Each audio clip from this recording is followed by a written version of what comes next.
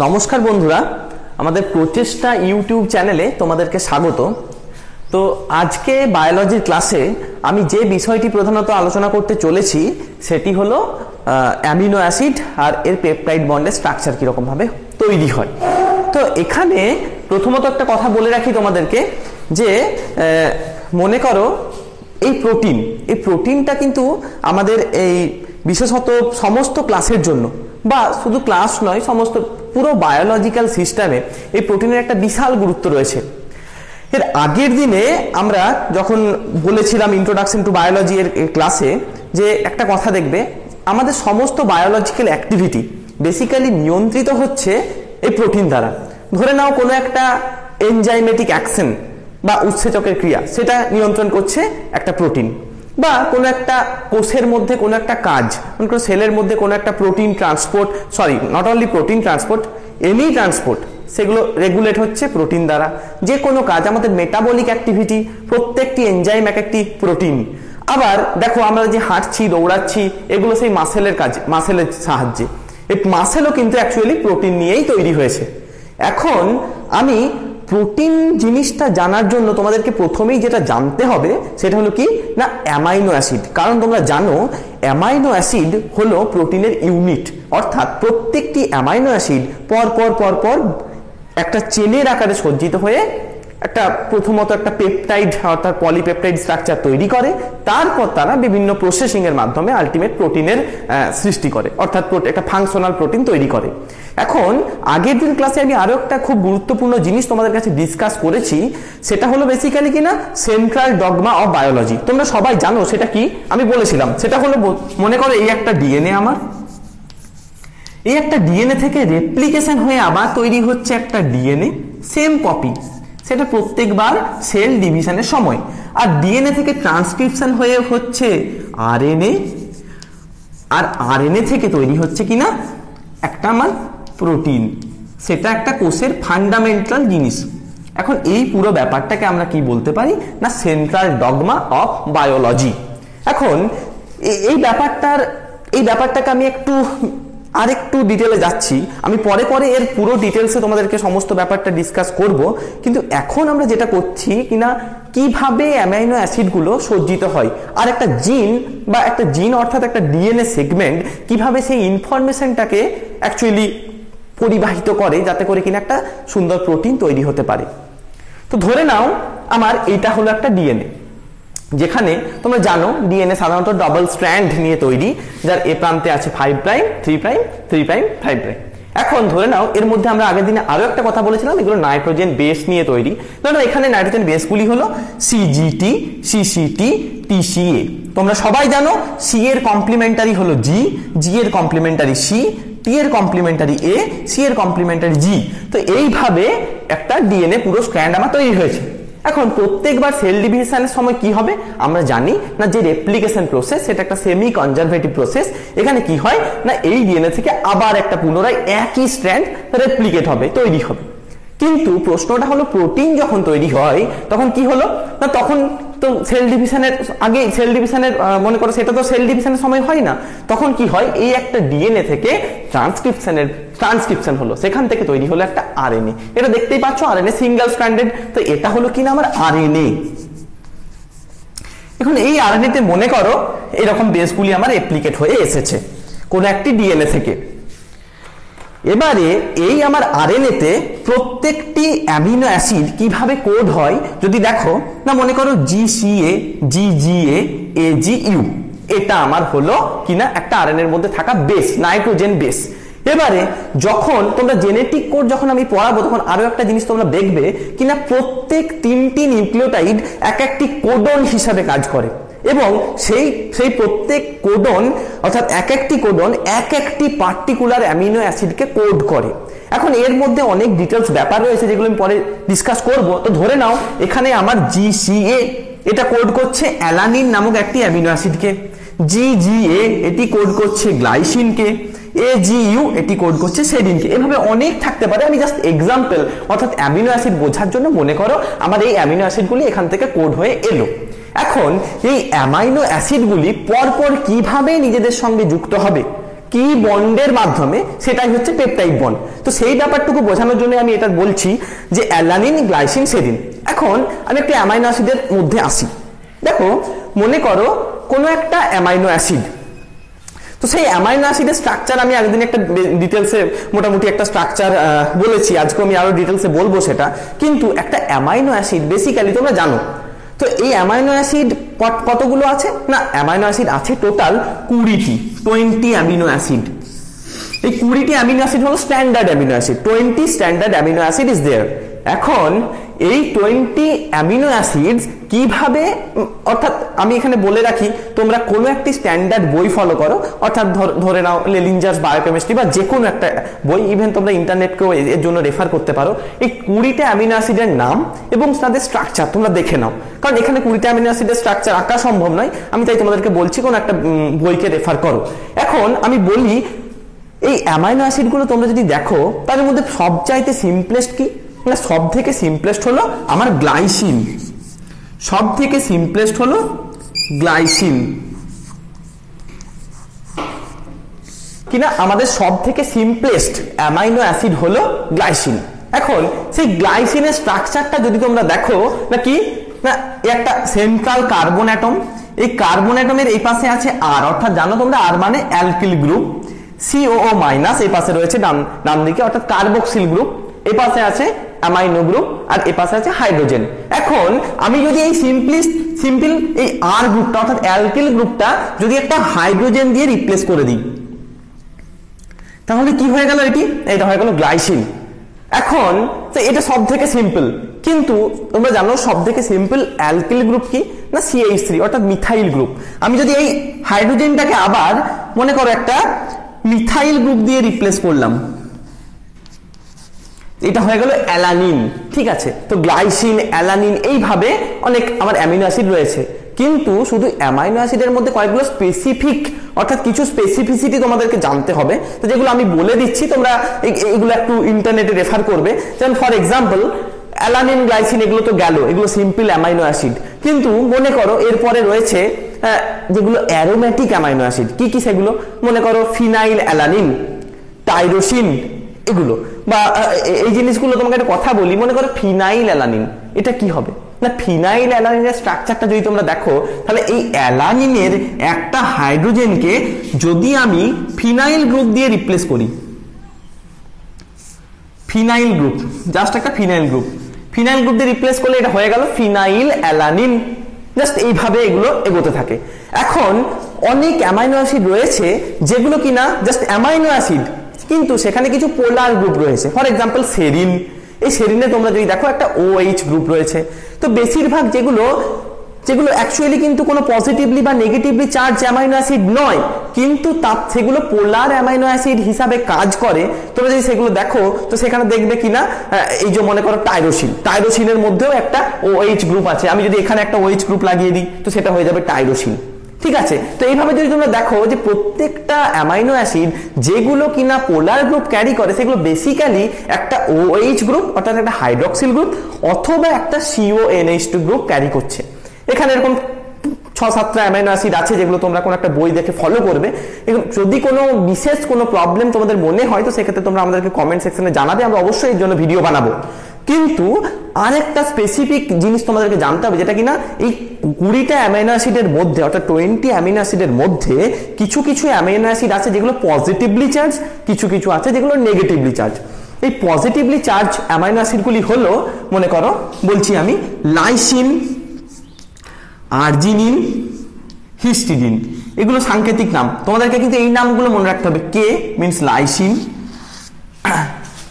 এটা আর মানে arginine, H মানে হিস্টিডিন। তো এগুলো কি না, এগুলো পজিটিভলি চার্জ অ্যামাইনো অ্যাসিড। তো তোমরা মনে করো যদি এই অ্যামাইনো অ্যাসিডের স্ট্রাকচারটার দিকে লক্ষ্য করো, তো দেখো এটা একটি পজিটিভলি চার্জ গ্রুপ ক্যারি করছে আর একটি নেগেটিভলি চার্জ। ফিজিওলজিক্যাল পিএইচ অর্থাৎ পিএইচ 7.4, এই পিএইচটাকে বলা হয় ফিজিওলজিক্যাল পিএইচ, অর্থাৎ আমাদের বডির পিএইচ। তো পিএইচ এর ডেফিনেশন তোমরা আশা করি সবাই জানো, যেহেতু এটা ক্লাস 12 স্ট্যান্ডার্ডে পড়ছে, কি না negative logarithm of H plus ion concentration, সেটা হলো পিএইচ। তো ফিজিওলজিক্যাল পিএইচ এ অর্থাৎ 7.4 এ এটা একটা জুইটার আয়ন অর্থাৎ নিউট্রাল আয়ন হিসাবে কাজ করে। এই পার্টিকুলার কোন একটা পার্টিকুলার পিএইচ, যে পিএইচ এ কিনা একটা অ্যামাইনো অ্যাসিড টোটালি নিউট্রাল থাকে, তাকে বলা হয় আইসোইলেট্রিক পিএইচ। এর জন্য আইসোইলেট্রিক পিএইচ এর ডিটেইলসে আমরা অনেক একটা ইচ্ছে আছে একটা ভালো ভিডিও যেখানে ক্যালকুলেশনও দেখাবো কি করে তোমরা অ্যামাইনো অ্যাসিডের আইসোইলেট্রিক পিএইচ ক্যালকুলেট করবে। কিন্তু আমি এখন জাস্ট এটার ইন্ট্রোডাকশন হিসাবে, পেপটাইড বন্ডের ইন্ট্রোডাকশন হিসাবে বলে রাখছি, বা অ্যামাইনো অ্যাসিডের ইন্ট্রোডাকশন হিসাবে। তো ধরো এইটা হলো আমার একটা অ্যামাইনো অ্যাসিড। এখন এই অ্যামাইনো অ্যাসিডটাতে যদি আরো এক্সট্রা কার্বক্সিল গ্রুপ থাকে, আরো একটা, তাহলে কি হবে, সেটা নেগেটিভলি চার্জ হয়ে যাবে। তো সেগুলো কি কি না, সেখানে রয়েছে অ্যাসপার্টিক অ্যাসিড, যাকে ডি দিয়ে প্রকাশ করা হয়, এবং গ্লুটামিক অ্যাসিড, ডিই, অ্যাসপার্টিক অ্যাসিড, গ্লুটামিক অ্যাসিড, যার মধ্যে কি আছে না একটা এক্সট্রা কার্বক্সিল গ্রুপ আছে। একটা তো থাকবেই, আরো একটা থাকবে এক্সট্রা, সেজন্য এটা নেগেটিভলি চার্জ হয়ে যাবে।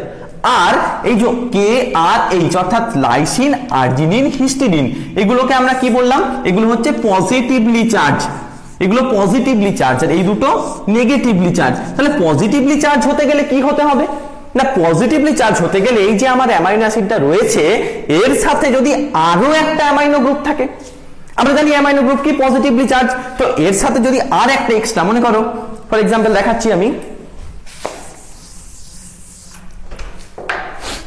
নরমালি আমার একটা অ্যামাইনো অ্যাসিড,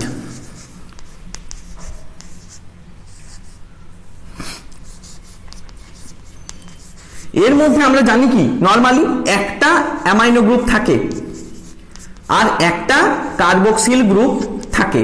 যদি আরো একটা এক্সট্রা, মনে করো এগুলো ছাড়া আরো একটা এক্সট্রা, মনে করো আমার NH3 প্লাস গ্রুপ রয়েছে,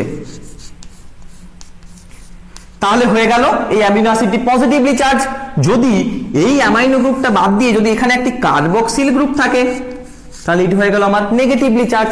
তো এইভাবে তোমাদেরকে মনে রাখতে হবে। তো আমি 20 অ্যামিনো অ্যাসিডের স্পেসিফিসিটি গুলো মোটামুটি কি কি মনে রাখতে হবে আমি বলে দিয়েছি।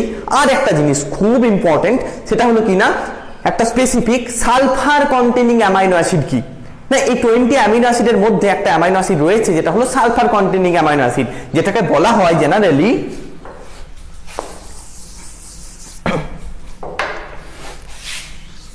Sistine, CYSTEIN। এই স্পেলিংটার মধ্যে একটা স্পেসিফিসিটি রয়েছে, আমি পরে সেটা আসছি। তো এই সিস্টিন অ্যামাইনো অ্যাসিডটা সালফার কন্টেনিং অ্যামাইনো অ্যাসিড। কারণ কি না এটা কন্টেন করছে একটা আমার sulphide SH group, sulphydryl group, single bond SH group carry করছে, এটাকে সালফার কন্টেনিং অ্যামাইনো অ্যাসিড বলে। ঠিক আছে, তো এরপরে আমি আসবো কিনা পেপটাইড বন্ড কিভাবে তৈরি হয়। তো আমরা এবারে আসছি কিনা পেপটাইড বন্ডের কিভাবে সৃষ্টি হচ্ছে। দেখো, তো এটা একটা অ্যামাইনো অ্যাসিড, যথারীতি এখানে কার্বক্সিল গ্রুপ রয়েছে আর এই দিকে আছে অ্যামাইনো গ্রুপ। দেখো এই দুটো যখন কাছাকাছি আসছে, এখানে একটা অক্সিজেন আর এই দুটো হাইড্রোজেন, তাহলে H2O জল হয়ে বেরিয়ে গেল, বা CONH, এই যে আমার বন্ডটা পার্টিকুলারলি, এটা হলো পেপটাইড বন্ড। অর্থাৎ দুটো অ্যামাইনো অ্যাসিড পরপর CONH বন্ড দিয়ে পরপর যুক্ত হলো। এবারে যদি আরো ফার্দার অ্যামাইনো অ্যাসিড আসে তখন তারা ঠিক একইভাবে যুক্ত হবে। অর্থাৎ এইভাবে যদি দেখো না কিনা প্রত্যেকটা অ্যামাইনো অ্যাসিড এভাবে একটা চেন তৈরি করবে। এইভাবে এই যে অ্যামাইনো অ্যাসিডটা একটা যে চেন তৈরি করলো, যদি দুটো হয় তখন তাকে আমরা বলবো ডাইপেপটাইড, 3টা হলে বলবো ট্রাইপেপটাইড, এইভাবে যদি 10টা হয় তাহলে বলবো ডেকাপেপটাইড, আর যদি তার চাইতেও বেশি হয় তখন বলবো তাকে পলিপেপটাইড। হলো, তো এইভাবে পলিপেপটাইড চেন তৈরি হলো। একটা জিনিস, একটা বিশেষ বৈশিষ্ট্য লক্ষ্য করো কিনা, এই পেপটাইডের বা পলিপেপটাইড চেনের মধ্যে প্রত্যেকটি অ্যামিনো অ্যাসিড কিন্তু সর্বদা লিনিয়ার ফ্যাশনেই যুক্ত হয়। কখনো এমন হয় না কিনা এরা কখনো ব্রাঞ্চ তৈরি করছে। তো এটাই বেসিক্যালি একটা জিনিসকে ডিনোট করে। আমি প্রথমে বলেছিলাম যে যখন তোমরা দেখলে 3টা নিউক্লিওটাইড অর্থাৎ 3টা নাইট্রোজেন বেস 3টা মিলে একটা কোডন তৈরি হলো, তো সেই 3টা নিউক্লিওটাইড গুলো যদি দেখো সেগুলো কিন্তু পরপর লিনিয়ার ফ্যাশনেই যুক্ত আছে। অর্থাৎ এটা একটা ডিনোট করে যে একই ফ্যাশনে অ্যামাইনো অ্যাসিড গুলোও পরপর যুক্ত হয়। হ্যাঁ, এদের ফাংশনাল সিগনিফিকেন্স অর্থাৎ একটা ফাংশনাল প্রোটিন তৈরি করতে গেলে হয়তো একটা মডিফিকেশন বা একটা স্ট্রাকচারাল মডিফিকেশনের প্রয়োজন হতে পারে, বাট ইনিশিয়ালি কিন্তু এভাবেই তৈরি হয়। ঠিক আছে, এবারে কতগুলো জিনিস, এই পেপটাইড বন্ডটা যদি লক্ষ্য করো তোমরা, আমি আগের দিন একটা কথা বলেছিলাম কিনা, এই পেপটাইড বন্ডটা হলো যে কোনো একটা পেপটাইড বন্ড হলো কিনা partially double bond in character. কথাটা হচ্ছে কেন, why it is partially double bond in character. তো যদি তোমরা দেখো, মনে করো সি, এটা বেসিক্যালি কি না, সি ডবল বন্ড ও, এদিকে রয়েছে আমার এন, এ পাশে এইচ, তো এইভাবে আছে।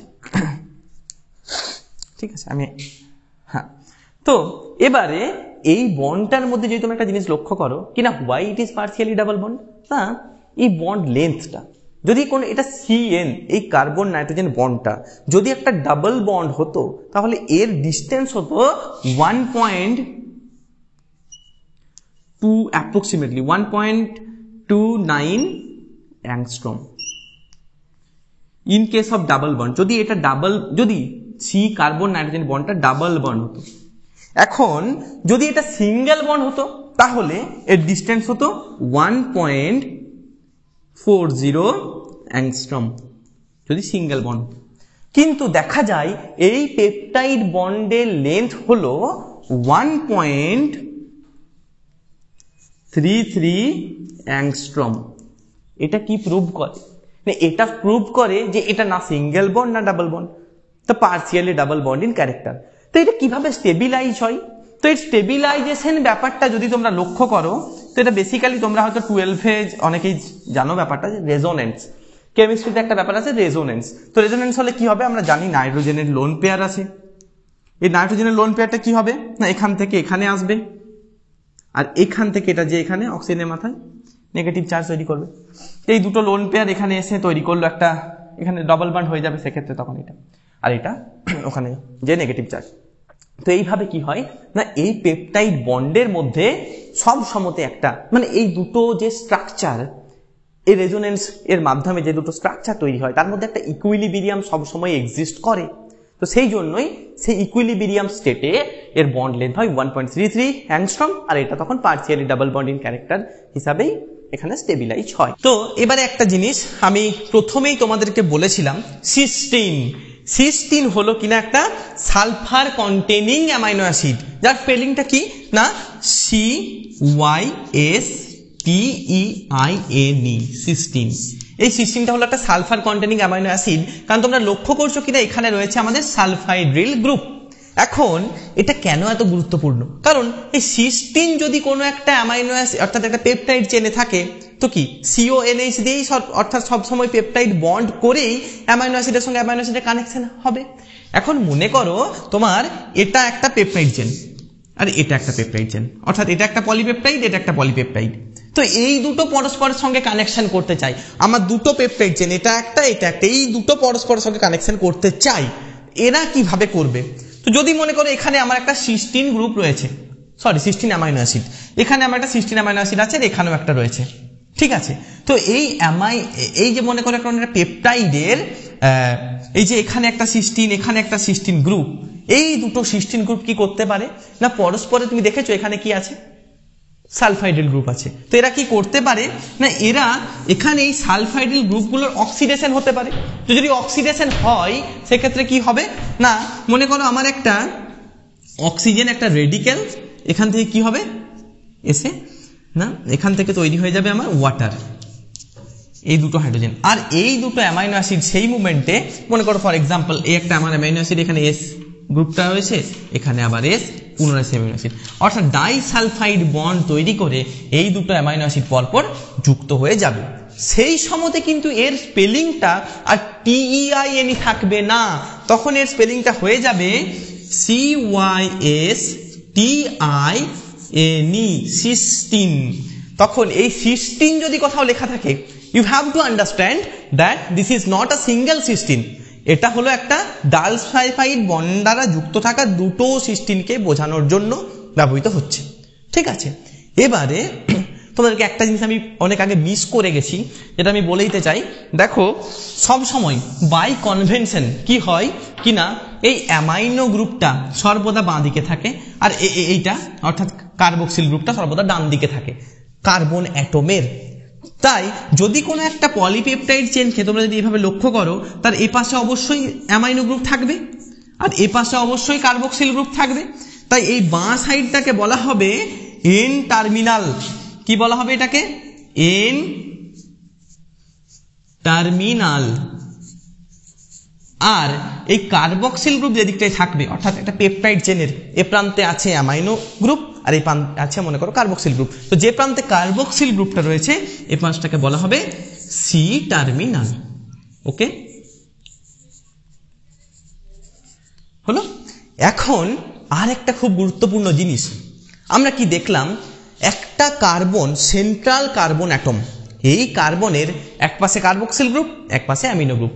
এখন তোমরা যদি দেখো, তোমাদের যদি জিজ্ঞেস করা হয় এই বন্ড অ্যাঙ্গেলটা কার্বনের সঙ্গে কার্বক্সিল গ্রুপের বা কার্বনের সঙ্গে অ্যামাইনো গ্রুপের কত, তোমরা অবশ্যই বলবে এটা here it is 180 degree obviously.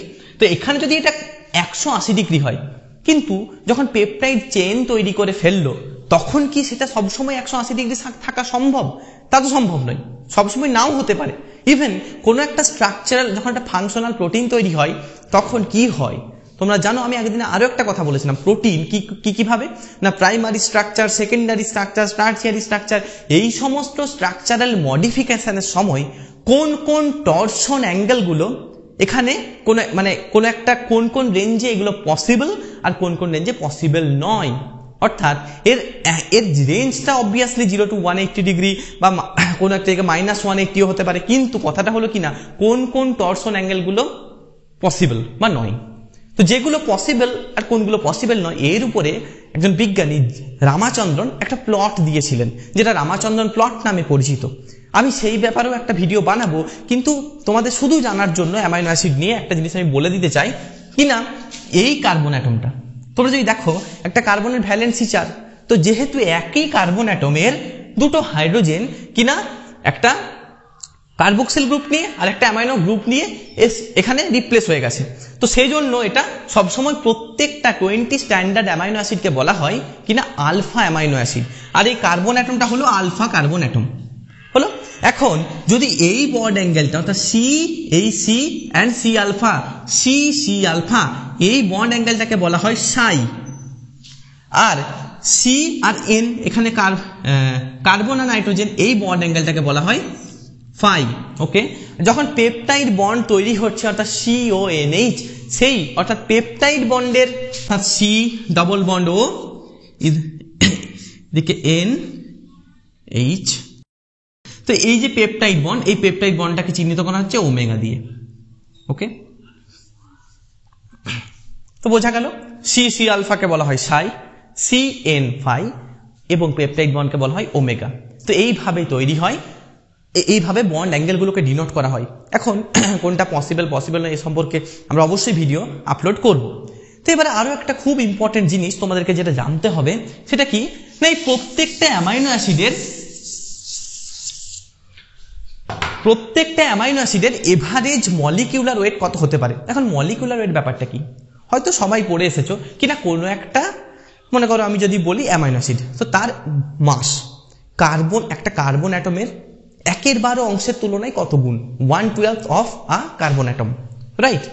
এর উপর ডিপেন্ড করে তোমরা একটা জেনারেলি সবাই মলিকুলার ওয়েটের ডেফিনেশন দেয়।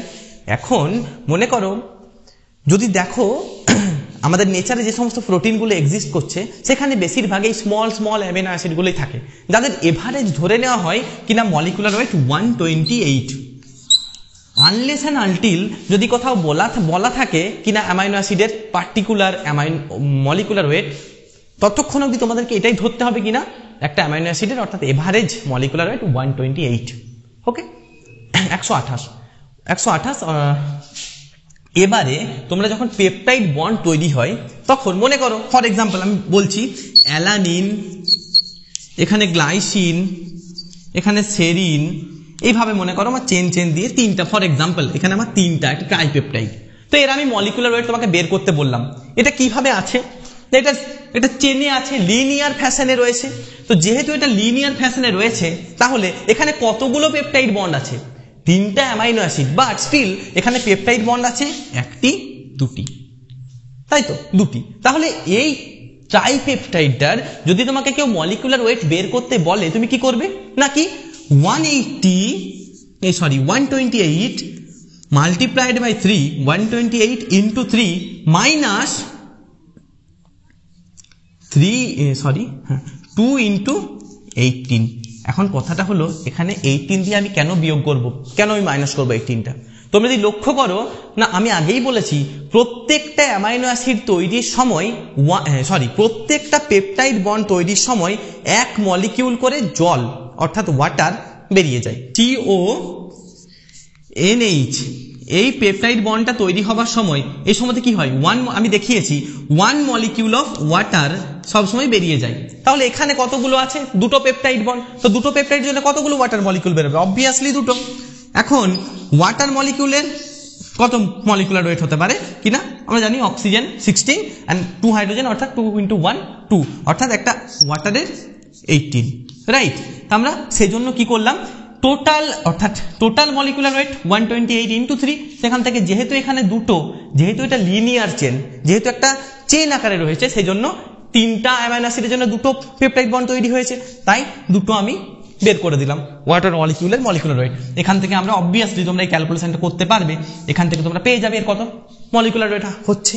কিন্তু কোশ্চেনটা এটা তো ইজি, কিন্তু যদি তোমাকে কোনোভাবেও, মানে ইজি ইন দ্য সেন্স, তোমাকে এই জিনিসগুলো মনে রাখতে হবে কি না, যদি মনে করো তোমাকে বলতো, ধরে নাও সমস্ত অ্যালানিন গুলো মনে করো এইভাবে 3টা অ্যালানিন,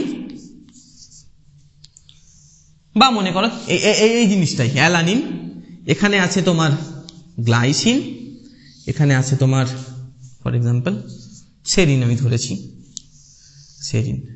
তো এইভাবে মনে করো এর একটা সার্কুলার পেপটাইড তৈরি করছে সামহাউ। এটা জাস্ট একটা example, hypothetical example. Alanine, glycine, serine এর একটা সাইক্লিক পেপটাইড অর্থাৎ পলিপেপটাইড বা ট্রাইপেপটাইড তৈরি করেছে। তো সেক্ষেত্রে এর মলিকুলার ওয়েট কি হবে এই পেপটাইড চেনের? আর কিছুই না, হবে কিনা 128 multiplied by 3 minus 3 into 18। কারণ কি, এটা যখন লিনিয়ার ছিল তখন 2 peptide bond is enough, but here এখানে কি না, 1টা 2টো 3টা, 1 2 3, এখানে 3টা পেপটাইড বন্ড লেগেছে এর জন্য, সেজন্য এখানে 3টা ওয়াটার মলিকিউল বেরিয়ে গেছে। তো এইভাবে লিনিয়ারের ক্ষেত্রে কি হয়, সার্কুলারের ক্ষেত্রে কিভাবে মলিকুলার ওয়েট ডিটারমাইন করবে সেটা তোমাদেরকে দেখালাম। আর এটা খুব important, not only in joint entrance, অর্থাৎ তোমাদের মেডিকেল এন্ট্রান্স বা যে কোনো পরীক্ষাতে এই ধরনের কোশ্চেন সবসময় আসতে পারে। সো এর জন্য সবসময় তোমাদেরকে অ্যাওয়ার হয়ে থাকতে হবে। তো কি হলো না, এই যে আমার পেপটাইড বন্ড, তাই ওভারঅল এই পেপটাইড বন্ড সম্পর্কেই আমরা এখানেই শেষ করছি। যদি তোমাদের কোনো কোশ্চেন বা কোনো পার্টিকুলার প্রবলেম এই পেপটাইড বন্ড নিয়ে তোমাদেরকে জানার যদি কোনো ইন্টারেস্ট থাকে, বা যদি তোমাদের কিছু কোশ্চেন মনে হয়, অবশ্যই আমাদেরকে কমেন্ট সেকশনে জানাবে। আর যদি কোনো সাজেশন থাকে বা কোনো ভিডিও সংক্রান্ত, বা তোমাদের কোনো মনে হয় যদি কোনো স্পেশালাইজ সেকশন বায়োলজিতে আলোচনা করার প্রয়োজন হয়, অবশ্যই জানিও। আর ভালো লাগলে ভিডিওটি অবশ্যই সাবস্ক্রাইব এবং লাইক